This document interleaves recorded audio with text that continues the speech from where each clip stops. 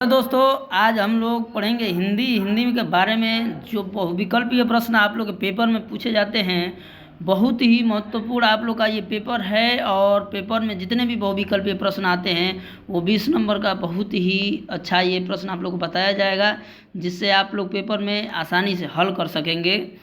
ठीक है, तो ध्यानपूर्वक देखेंगे और हर एक टॉपिक को समझेंगे। ठीक है ना, तो हम देखेंगे। देखिए आप लोग के सामने लिखा हुआ है कि हिंदी का बहुत ही महत्वपूर्ण बहुविकल्पीय प्रश्न क्या है। जो हिंदी का 20 नंबर का इस समय आ रहा है, कितने नंबर का? 20 नंबर का बहुविकल्पीय प्रश्न। वो इसमें जो सारे प्रश्न हैं वो आपको दिए रहेंगे। ऐसा ही प्रश्न सेम आएगा आप लोग को संस्कृत से, व्याकरण से, हिंदी के खंड काव्य से। ये सारे प्रश्न जो हैं आपको पूछे जाएंगे। और वैसे ही आप लोग का ये वीडियो बनाया जा रहा है कि आप लोग को कहीं से पेपर में कोई दिक्कत ना हो। ठीक है, तो बढ़ते हैं पहले प्रश्न की तरफ। पहला प्रश्न है हमारा, ठीक है, ध्यानपूर्वक देखिए, आप लोग के स्क्रीन पर दिखाई दे रहा है। पहला प्रश्न है कि हिंदी का प्रथम उपन्यास है। हम लोग को बताना है कि हिंदी का प्रथम उपन्यास कौन सा है। तो देखिए, पहला है परीक्षा गुरु, दूसरा है गोदान, तीसरा है अलग अलग बैतरणी और चौथा है इनमें से कोई नहीं। ठीक है, तो देखिए पहला दिया है परीक्षा गुरु। ये हम लोग के हिंदी का प्रथम उपन्यास तो है। ठीक है, ये पहला आप लोग का ऑप्शन सही है। लेकिन ये गोदान किसकी रचना है? तो ये गोदान मुंशी प्रेमचंद की है। किसकी है? मुंशी प्रेमचंद्र की। जो दूसरा ऑप्शन दिया है गोदान, वो किसकी रचना है? मुंशी प्रेमचंद्र की है। ठीक है, आगे देखते हैं। अगला है ऑप्शन हम लोग का सी, अलग अलग बैतरणी। तो अलग अलग बैतरणी के लेखक हैं शिव प्रसाद सिंह। कौन है? शिव प्रसाद सिंह। तीसरे ऑप्शन के लेखक कौन है? शिव प्रसाद सिंह है। ठीक है, और चौथा हम लोग का ऑप्शन दिया है इनमें से कोई नहीं। तो देखिए, इनमें से कोई नहीं, इसका कोई मतलब होता नहीं है। ठीक है, ये तीन ऑप्शनों में से कोई सही है तो आप ट्रिक कर सकते हैं, नहीं तो चौथा ऑप्शन इनमें से कोई नहीं है उस पर ट्रिक कर सकते हैं। एक बात और ध्यान देने योग्य है, जैसे हम बोले हैं कि पहला ऑप्शन हम लोग का क्या है? ए सही है। ये कौन नंबर दिया है आप लोग के पेपर में? ए करके आएगा। ठीक है ना, ए बी सी करके आएगा। ठीक है ना, और डी ऐसे करके आएगा। तो ध्यान दीजिएगा, आप लोग को ऑप्शन क्वेश्चन दिएगा 1 2 3 4 ऐसे करके क्वेश्चन दे देगा। और क्या यहाँ पे देगा ओमार सीट में ए बी सी और डी। आप लोग को गोला दिया रहेगा 4 ठो ए बी सी डी के सामने। ठीक है, तो आप लोग जो ऑप्शन सही रहेगा उस ऑप्शन में क्या करेंगे? उस गोले को भर देंगे। तो जिस तरह इसमें पहला ऑप्शन हम लोग का सही है, तो हम क्या करेंगे? पहले ऑप्शन यानी कि ए नंबर को हम क्या करेंगे? अच्छी तरह से भर देंगे। ठीक है, इसी तरह हम लोग क्या करेंगे? पेपर में ओमार सीट को भरेंगे। बात समझ में आया आप लोग को? अब बढ़ते हैं अगले प्रश्न की तरफ। 2 नंबर प्रश्न दिया है। ठीक है, दिया है कि हिंदी की प्रथम कहानी है। हिंदी की प्रथम कहानी है। तो देखिए, हिंदी की प्रथम कहानी का नाम बताना है हम लोग को। तो पहला ऑप्शन दिया है कफन, दूसरा दिया है ममता, तीसरा ऑप्शन दिया है इंदुमती और चौथा इनमें से कोई नहीं। तो देखिए, जो इसमें हम लोग का तीसरा नंबर ऑप्शन है यानी कि क्या? इंदुमती, वो क्या है? हम लोग का ऑप्शन सही है गो का। ठीक है, तीसरा ऑप्शन सही है। ठीक है ना, इसे किसने लिखा है? इसके लेखक कौन है? इसके लेखक हैं किशोरी लाल गोस्वामी। कौन है? किशोरी लाल गोस्वामी। इसके लेखक कौन है? इंदुमती के लेखक किशोरी लाल गोस्वामी है। कौन है? किशोरी लाल गोस्वामी। अब आगे बढ़ते हैं तीसरे नंबर प्रश्न की तरफ। तीसरा नंबर हमारा प्रश्न दे रहा है। तीसरे नंबर प्रश्न को देखेंगे कि निम्न में से कौन सी शुक्ल युग की पत्रिका है। हम लोग को बताना है कि शुक्ल युग की पत्रिका कौन सी है। तो देखिए पहला दिया है हंस, दूसरा दिया है चांद, तीसरा दिया है विशाल भारत और चौथा दिया है छाया। तो देखिए ये शुक्ल युग की क्या है, छाया नहीं है। विशाल भारत भी शुक्ल युग का नहीं है। चांद भी क्या है, शुक्ल युग का नहीं है। यानी कि ये 3 ऑप्शन जब गलत हो गए तो हमारा चौथा ऑप्शन क्या होगा, सही होगा। यानी कि पहला ऑप्शन हम लोग का क्या है, सही है। ठीक है, यानी कि हंस जो है वो शुक्ल युग की पत्रिका है। ठीक है, आगे बढ़ते हैं चौथे नंबर प्रश्न की तरफ। चौथा नंबर प्रश्न देखेंगे। चौथा नंबर प्रश्न दिया है, एकांकी सम्राट कहा जाता है, किस लेखक को एकांकी सम्राट कहा जाता है।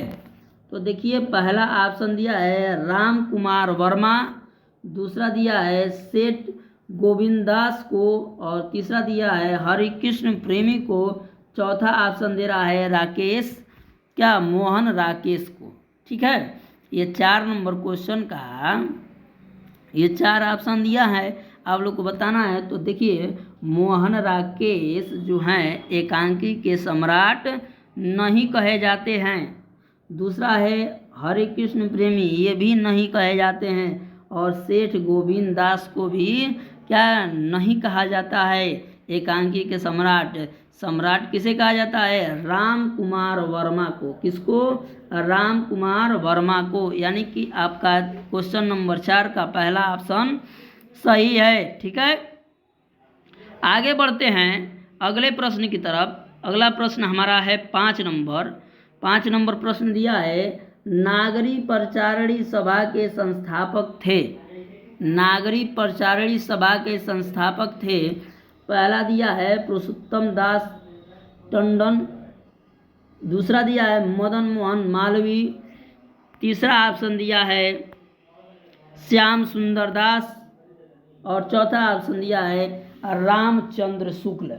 तो देखिए पहला ऑप्शन हम लोग का सही गलत है। देखिए जो ये घ नंबर ऑप्शन दिया हम लोग का वो क्या है, गलत है। रामचंद्र शुक्ल ने क्या स्थापना नहीं की थी। श्याम सुंदर दास जी जो हैं वो क्या हैं, प्रश्न हमारा क्या था, प्रश्न था नागरी प्रचारणी सभा के संस्थापक। तो देखिए नागरी प्रचारणी सभा के संस्थापक श्याम सुंदर दास हैं। कौन है, श्याम सुंदर दास। ठीक है, बात समझ में आया। आगे बढ़ते हैं 6 नंबर प्रश्न की तरफ। 6 नंबर प्रश्न दिया है हमारा, आप लोग के स्क्रीन पर दिखाई दे रहा है। 6 नंबर प्रश्न है कि प्रिय प्रवास किस युग की रचना है। प्रिय प्रवास किस युग की रचना है। पहला ऑप्शन दे रहा है द्विवेदी युग, दूसरा भारतेंदु युग और तीसरा प्रगतिवादी युग और चौथा छायावादी युग। इन चारों ऑप्शनों में से हम लोग को बताना है कि प्रिय प्रवास किस युग की रचना है। तो प्रिय प्रवास द्विवेदी युग की रचना है। किस युग की, द्विवेदी युग की। न ही भारतेंदु युग न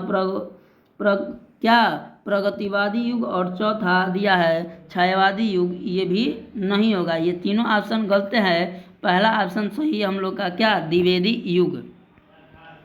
आगे बढ़ते हैं 7 नंबर प्रश्न की तरफ। 7 नंबर हमारा प्रश्न दे रहा है, ठीक है, कि मधुशाला किसकी रचना है। मधुशाला किसकी रचना है, हम लोग को बताना है कि मधुशाला किसकी रचना है। तो मधुशाला का पहला देखिए ऑप्शन दे रहा है रामधारी सिंह दिनकर, दूसरा दे रहा है हरिऔध यानी कि तीसरा ऑप्शन दे रहा है हरिवंश राय बच्चन और चौथा ऑप्शन दे रहा है सुमित्रानंदन पंत। ठीक है, तो देखिए मधुशाला के जो लेखक हैं वो हरिवंश राय बच्चन है। हरिवंश राय बच्चन, ये तीसरा ऑप्शन हम लोग का सही है। तो देखिए रामधारी सिंह दिनकर का कुछ इनकी भी रचनाएं हैं, जैसे क्या रश्मि रथी, दूसरा इनका रचना है हुंकार और आगे सामधेनी भी इनकी रचना है और आदि और भी इनकी रचनाएं हैं। जैसे आप लोग को 2-3 हम बता दिए, वैसे भी आप लोग और भी रचनाएं इनकी याद कर लीजिएगा। ठीक है, रामधारी सिंह दिनकर की। उसके बाद हरिऔध, ठीक है, हरिऔध की रचना है, ठीक ना, अयोध्या सिंह उपाध्याय हरिऔध की नाम है ये, ठीक ना, क्या, अयोध्या सिंह उपाध्याय हरिऔध, ठीक ना। इनकी रचना है, ध्यान दीजिएगा आप लोग, इनकी रचना है रस कलश, क्या, रस कलश, ठीक है, चुभते चौबते। इनकी 2 रचनाएं और भी रचनाएं हैं जिनको आपको याद करना है, ठीक है ना। तो आप लोग ये ध्यान पूर्वक याद करते रहेंगे। आप लोग को 2 रचना बता दे रहे हैं, जैसे सुमित्रा नंदन पंत की रचना है गुंजन युगांत स्वर किरण, ठीक है, ये इनकी रचनाएं हैं, और भी इनकी रचनाएं हैं जिनको आप लोग ध्यान पूर्वक याद करें, ठीक है। आगे बढ़ते हैं 8 नंबर प्रश्न की तरफ। 8 नंबर हमारा प्रश्न है कि भारत भारती किसकी रचना है, भारत भारती किसकी रचना है। 8 नंबर प्रश्न दिया है कि भारत भारती किसकी रचना है, ठीक है ना। तो पहला ऑप्शन दिया है सियाराम सरल गुप्त, सियाराम सरल गुप्त। देखिए इनकी जो रचना है सियाराम सरल गुप्त की, तो क्या है इनकी रचना, मौर्य विजय, क्या है, मौर्य विजय, क्या दिया है, मौर्य, मौर्य विजय, विजय, ठीक है। और इनकी रचना है अनाथ, क्या है, अनाथ, ये इनकी क्या है, रचना है, ठीक है ना। अब आगे दूसरे नंबर के कौन है, मैथिली शरण गुप्त, कौन है, मैथिली शरण गुप्त। तो मैथिली शरण गुप्त का रचना है क्या, भारत और भारती, ठीक है, भारत और भारती किनकी रचना है, मैथिली शरण गुप्त की रचना है। और क्या, भारत भारती को इन्होंने 1912 और 1913 के बीच इन्होंने भारत भारती को लिखा था, ठीक है। इसका लेखन कब किया था, इसकी रचना कि क्या 1912 और 1913 के बीच इन्होंने इसकी रचना भारत भारती की थी, ठीक है। अब देखिए जयशंकर प्रसाद, जयशंकर प्रसाद की कुछ रचनाएं हैं, जैसे क्या, अजातशत्रु, विशाख, एक घूंट, क्या है, इनकी रचना है, किसकी, जयशंकर प्रसाद की। और उसके बाद दे रहा है कि महादेवी वर्मा, क्या, महादेवी वर्मा, महादेवी वर्मा का निहार, रश्मि आदि और भी इनकी क्या है, रचनाएं हैं, ठीक है ना। तो आप लोग याद रखिएगा कि भारत भारती के लेखक जो हैं कौन है, मैथिली शरण गुप्त हैं, यानी कि दूसरा ऑप्शन हम लोग का सही है, ठीक है। आगे बढ़ते हैं 9 नंबर प्रश्न की तरफ। 9 नंबर हमारा प्रश्न दे रहा है कि आधुनिक काल कब से कब तक है, ठीक ना। आधुनिक काल को हम लोग को बताना है कि कब से कब तक है। तो देखिए आधुनिक काल जो है सन 1843 से, यानी कि 1843 से क्या अब तक, ठीक ना, 1843 से अब तक आधुनिक काल ही चल रहा है, ठीक है ना।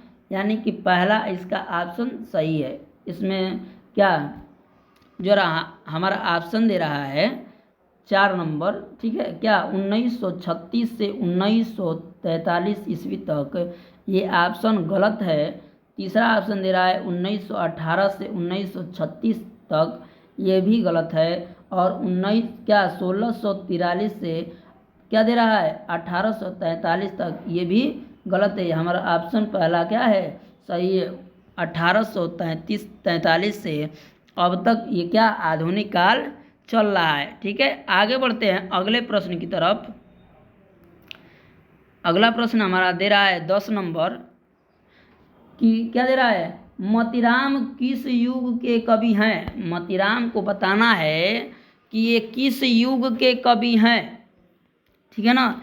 तो देखिए पहला ऑप्शन दे रहा है आधुनिक काल। देखिए आधुनिक काल के जो कवि हैं कौन, आधुनिक काल के कवि मैथिली शरण गुप्त, नाम सुन लीजिएगा, आधुनिक काल के कवि मैथिली शरण गुप्त, ठीक है ना।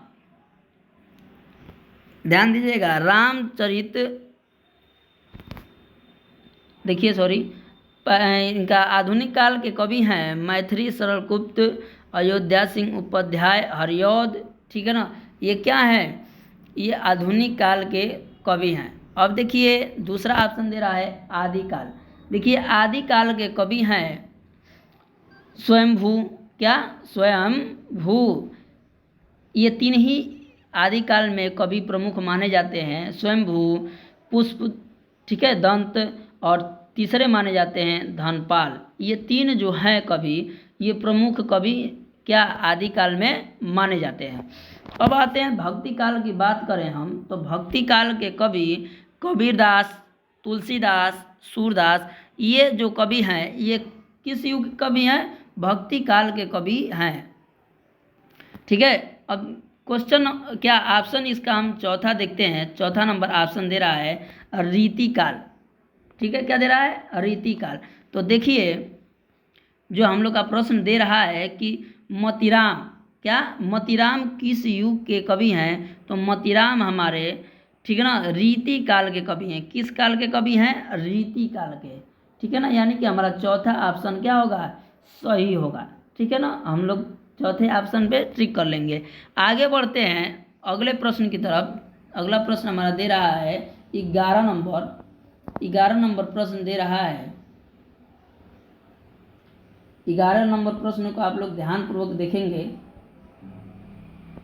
11 नंबर प्रश्न दिया है कि शोक विकल सब रोहत रानी रूप राशि बलते तेज बखानी।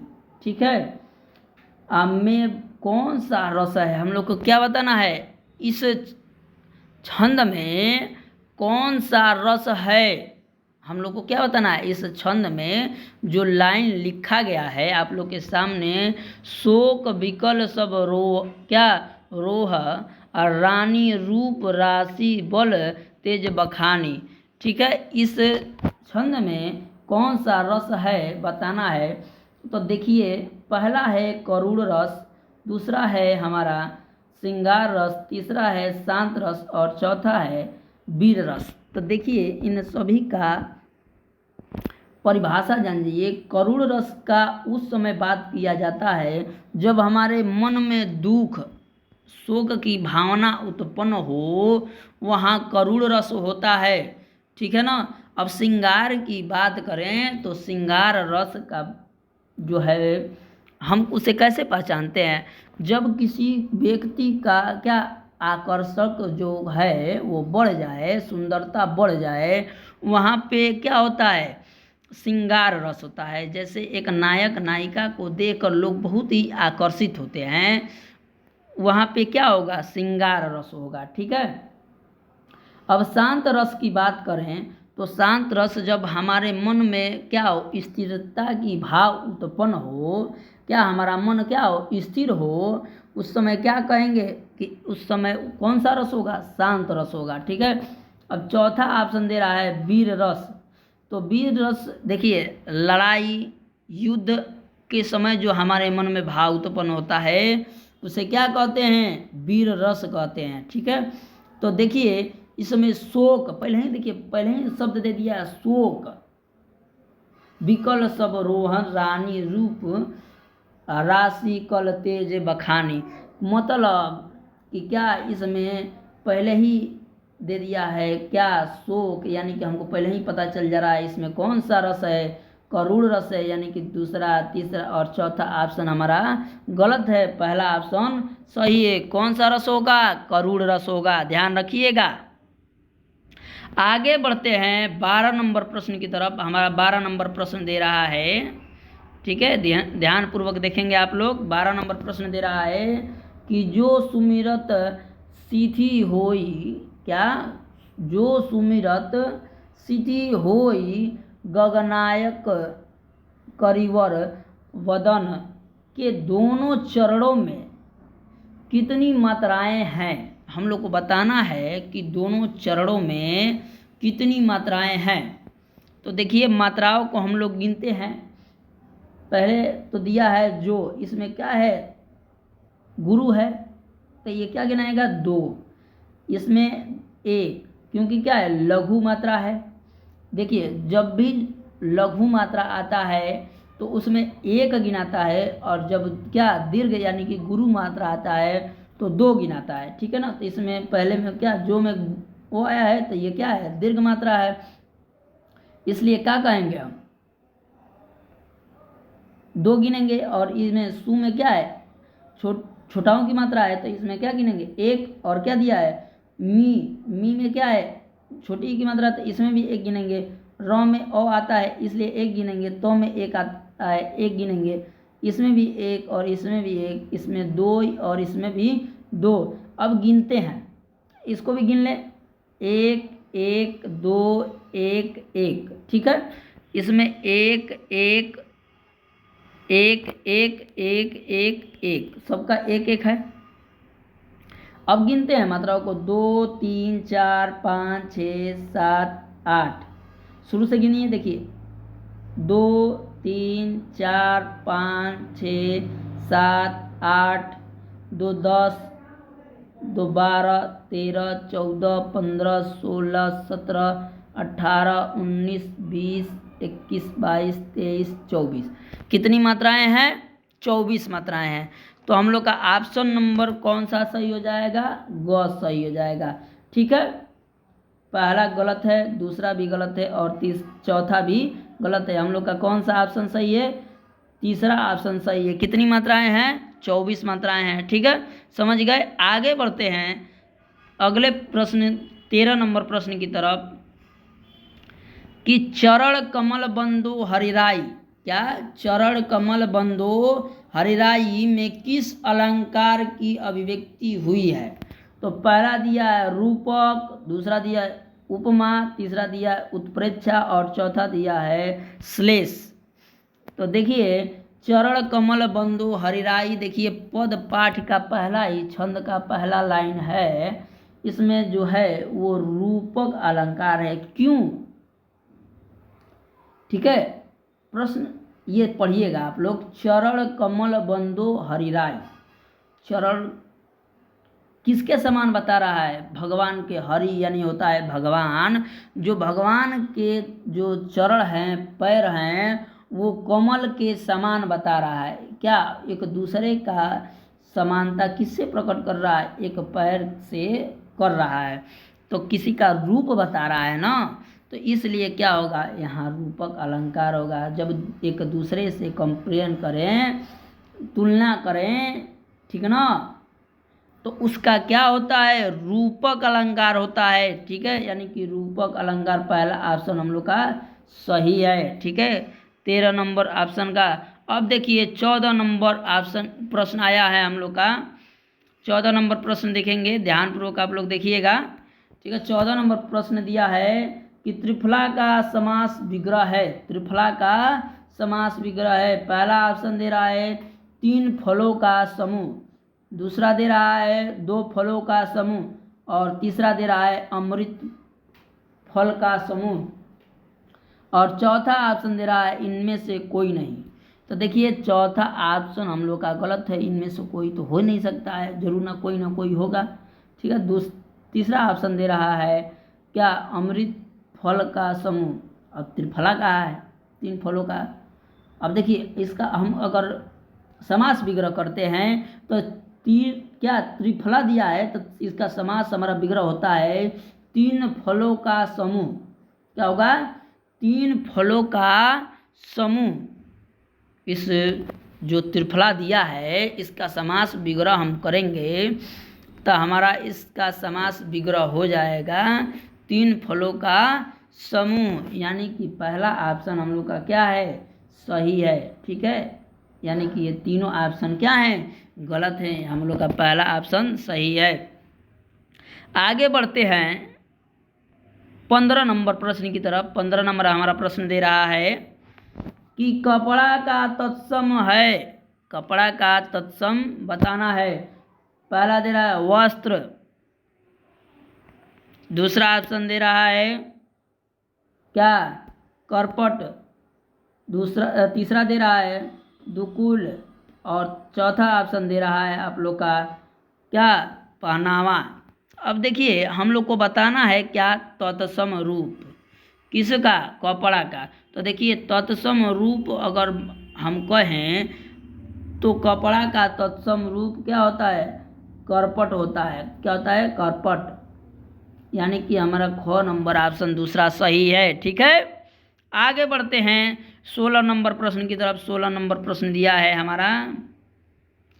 16 नंबर प्रश्न को देखेंगे। 16 नंबर प्रश्न दे रहा है कि आकर्षण शब्द में किस उपसर्ग का प्रयोग किया गया है? तो देखिए हम उपसर्ग की बात करें, ठीक ना, तो देखिए उपसर्ग हम आप लोग को बताना चाहते हैं किसे कहते हैं। उपसर्ग हमेशा आगे लगकर एक शब्द में नए शब्द का निर्माण करता है, ठीक ना। तो देखिए अक लगाएंगे तो हो जाएगा अकर्षण, ठीक है। दूसरा हो जाएगा, ख नंबर ऑप्शन दिया है मान, तो हो जाएगा मांकर्षण। और क नंबर ऑप्शन दिया है बी, तो हो जाएगा विकर्षण। अब देखिए हमारा चौथा नंबर ऑप्शन दे रहा है क्या? आ। तो अगर हम कर्षण के पीछे आ लगा दें तो क्या हो जाएगा? आकर्षण हो जाएगा। क्या हो जाएगा? आकर्षण। यानी कि पहला ऑप्शन क्या है? गलती है, दूसरा भी गलती है और तीसरा भी गलती है। हमारा चौथा ऑप्शन सही है। ठीक है, आगे बढ़ते हैं 17 नंबर प्रश्न की तरफ। 17 नंबर हमारा प्रश्न दे रहा है कि प्रत्यय के कितने भेद होते हैं? प्रत्यय के कितने भेद होते हैं? हम लोग को क्या बताना है? प्रत्यय के भेद। तो देखिए प्रत्यय के जो भेद हैं, पहला दे रहा है ऑप्शन आप लोग के सामने 2, दूसरा ऑप्शन दे रहा है 5, तीसरा ऑप्शन दे रहा है 6 और चौथा ऑप्शन दे रहा है 3। तो देखिए आप लोग को हम बताना चाहते हैं, ना ही 5 होता है, ना 6 होता है, ना ही 3 होता है। हमारा प्रत्यय 2 प्रकार के होते हैं। कितने भेद होते हैं उसके? 2 भेद होते हैं। पहला होता है विभक्ति प्रत्यय। क्या होता है? विभक्ति प्रत्यय। और दूसरा होता है व्युत्पन्न प्रत्यय। ये 2 प्रकार के प्रत्यय, 2 भेद प्रत्यय के होते हैं। ठीक है, आगे बढ़ते हैं अब 18 नंबर प्रश्न की तरफ। 18 नंबर प्रश्न दे रहा है हमारा कि मधुवरी में कौन सी संधि है? तो देखिए इस बात को समझिएगा, ठीक है। मधुवरी, ठीक ना, मधुवरी शब्द का हम लोग को क्या बताना है? संधि बताना है। तो पहले तो इसका हम लोग संधि विच्छेद करते हैं। क्या? संधि विच्छेद। तो मधुवरी का संधि विच्छेद हो जाएगा मधु, क्या? मधु धन अरी। क्या? मधु धन अरी, इसका संधि विच्छेद होगा। ठीक है ना। अब देखिए, अब क्या हमको ये पहचानना है ये किस संधि का है। तो पहले बात जान जाइए कि पहला, हाँ, संधि के 3 भेद होते हैं। ठीक है, कितने भेद होते हैं? 3 भेद होते हैं। पहला स्वर संधि, दूसरा विसर्ग संधि और तीसरा व्यंजन संधि। देखिए गलती हो गया है, दूसरा ही क्या होता है? व्यंजन संधि होता है, तीसरा विसर्ग संधि होता है। ठीक है, ये 3 संधियाँ होती हैं। और पहले संधि दिया रहता है क्या? स्वर संधि। और स्वर संधि के कितने भेद होते हैं? 5 भेद होते हैं। कितने भेद होते हैं? 5। पहला होता है दीर्घ, दूसरा होता है क्या? गुण, तीसरा यण, और नहीं, तीसरा होता है वृद्धि, और चौथा होता है यण, और पांचवा होता है क्या? अयादि। ये 5 प्रकार के क्या होते हैं? स्वर संधि होते हैं। तो इन 4 ऑप्शन में से हम लोग को बताना है कि ये किसका संधि विच्छेद है या संधि है। ठीक है ना।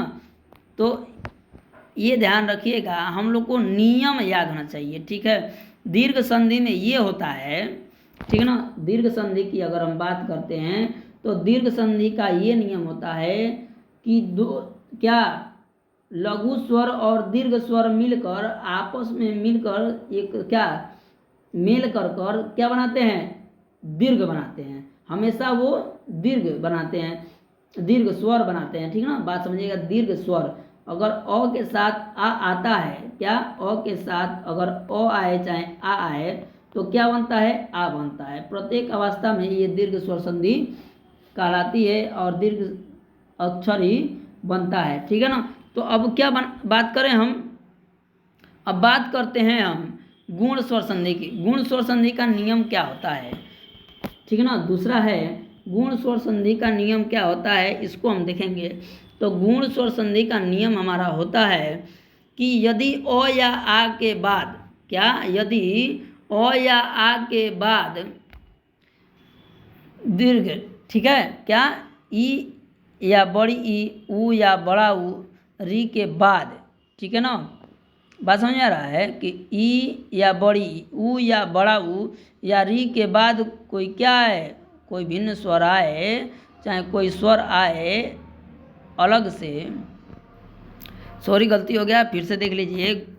गुण स्वर संधि का होता है कि यदि अ या आ के बाद ई आए, बड़ी ई आए, ऊ आए, बड़ा ऊ आए या री आए, प्रत्येक अवस्था में अगर अ के साथ ई आता है तो ए बनेगा, क्या बनेगा, ए बनेगा, क्या बन जाएगा, ए। अगर ऊ के साथ अ आता है, चाहे अ के साथ ऊ आता है तो क्या बनता है, ओ बनता है, ठीक है। अगर, ठीक है, अगर री आता है अ या आ के साथ तो वहाँ पे बनता है और, क्या बनता है, और, ठीक है। बात समझ गए। अब तीसरा हमारा ऑप्शन दिया है कि यण, तीसरा ऑप्शन क्या दिया है, यण। अब इसके बारे में हम जानेंगे। तो देखिए इसका नियम ये होता है, किसका, यण का, कि यदि, ठीक ना, यदि ई या बड़ी ऊ या बड़ा ऊ री के बाद कोई असमान स्वर आता है, इन अक्षरों के बाद अगर कोई असमान स्वर यानी कि भिन्न स्वर, इससे अलग, ठीक है ना, अगर कोई स्वर आता है तो क्या ई का यो बन जाता है, क्या बन जाता है, ई का यो, ऊ या बड़ा ऊ का व, और री का र बन जाता है, क्या बन जाता है, ई का य बन जाता है, ऊ या बड़ा ऊ का क्या बन जाता है, व, और री का क्या बन जाता है, र बन जाता है, ठीक है। अब देखिए तो हमारा क्या बना है, व बना है, ठीक है। अ के साथ ऊ आया है या ऊ के साथ और भिन्न स्वर आया है तो हमारा क्या बना है, व बना है। तो ये किस संधि का हो जाएगा, तो देखिए ये स्वर संधि के भेद के, ठीक है ना, स्वर संधि के भेद के क्या, जो हमारा चौथा भेद होता है, क्या, यण स्वर संधि, क्या, यण स्वर संधि। ये हमारा क्या ऑप्शन सही हो जाएगा। इसमें कौन सी संधि है, यण स्वर संधि है, ठीक है। बात समझ गए। आगे बढ़ते हैं 19 नंबर प्रश्न की तरफ। 19 नंबर हमारा प्रश्न है संस्कृत से। किससे है, संस्कृत से, ठीक है ना। तो देखिए कह रहा है कि फलेषु किस विभक्ति का वचन व रूप है, फलेषु, ठीक है ना। तो ये देखिए फलेषु जो है फल शब्द का रूप है, किसका रूप है, फल शब्द का रूप है। अब इसके वचन की बात करें, ठीक है, इसके वचन की बात करें तो ये है बहुवचन, क्या है, बहुवचन, क्या है, बहुवचन। और विभक्ति की बात करें तो विभक्ति है हमारी सप्तमी, क्या है, सप्तमी। कौन सी विभक्ति है, सप्तमी। वचन, बहुवचन, रूप, फल, ठीक है ना, और विभक्ति क्या होगी, सप्तमी। तो देखिए सप्तमी विभक्ति बहुवचन यानी कि दूसरा ऑप्शन हम लोग का क्या होगा, सही होगा, ठीक है। क्या होगा, दूसरा ऑप्शन हम लोग का सही होगा। क्या करेंगे, 19 नंबर प्रश्न को क्या करेंगे, दूसरे नंबर ऑप्शन पे ट्रिक कर लेंगे। आगे बढ़ते हैं 20 नंबर प्रश्न दे रहा है हमारा, ठीक है। 20 नंबर प्रश्न दिया है आप लोग के सामने कि क्या द्रच्छति किस लकार पुरुष व वचन का रूप है। हम लोग को क्या बताना है, लकार बताना है, पुरुष बताना है और वचन बताना है। तो पहले हम लकार की बात करते हैं। तो इसमें हमारा लकार है लट लकार। कौन सा लकार है, लट लकार दिया है यहाँ, लट लकार। अब पुरुष की बात करें तो इसमें पुरुष होगा प्रथम पुरुष। पुरुष की बात करें तो कौन सा पुरुष होगा? प्रथम पुरुष। ठीक है, कौन सा पुरुष होगा? प्रथम पुरुष। और क्या वचन की बात करें तो वचन होगा हमारा एक वचन।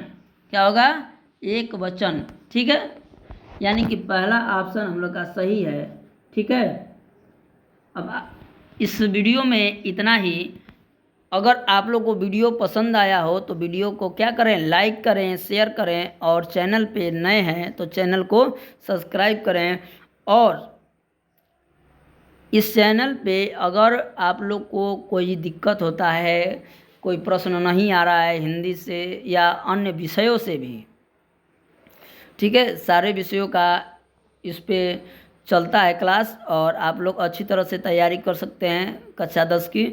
और अन्य विषय भी जो लिए हैं विषय, वो भी कमेंट करके बता सकते हैं, वो भी चलेगा। ठीक है, तो ध्यानपूर्वक आप लोग पढ़िए और अच्छे से तैयारी कीजिए। और पेपर में कम से कम 100 नंबर का अगर पेपर है, ऐसे तो मान लीजिए आप लोग का 70 नंबर का पेपर होता है। कितने नंबर का? 70 नंबर का। 30 नंबर तो प्रैक्टिकल से मिल जाता है। ठीक है, तो 70 नंबर का हमारा पेपर हो रहा है, तो खूब कम से कम आए तो आप लोग का 68 नंबर आना चाहिए। कितना नंबर? 68 नंबर। 2 नंबर कटता है कोई बात नहीं, 1 नंबर कटता है कोई बात नहीं है, लेकिन प्रयास रहे कि 70 में 70 नंबर आप लोग लाएं। ठीक है, ये वीडियो बनाने का यही मकसद है कि आप लोग अच्छे से तैयारी करें। जो भी प्रश्न आते हैं आप लोग पेपर में, जब पेपर नज़दीक आएगा, 2 महीने रहेगा, तो आप लोग को हर एक मॉडल पेपर, वो क्यों ना बहुत पीछे का हो, 2015, 16, 14, 10 तक के पेपर को आप लोग को अच्छी तरह से हल कराया जाएगा, जिससे आप लोग क्या 2023 के भी जो पेपर है, मॉडल पेपर हैं, उनको भी हल कराया जाएगा, जिससे आप लोग क्या करेंगे? आसानी से तैयारी कर सकते हैं और आसानी पूर्वक पेपर में लिख सकते हैं। कैसे लिखना है, क्या करना है, क्या नहीं लिखना है, क्या लिखना है, कैसे लिखना है, ये सारी बातें बताई जाएंगी, समझाएंगे। ठीक है, अब मिलते हैं नेक्स्ट वीडियो में। धन्यवाद सभी को। Good night.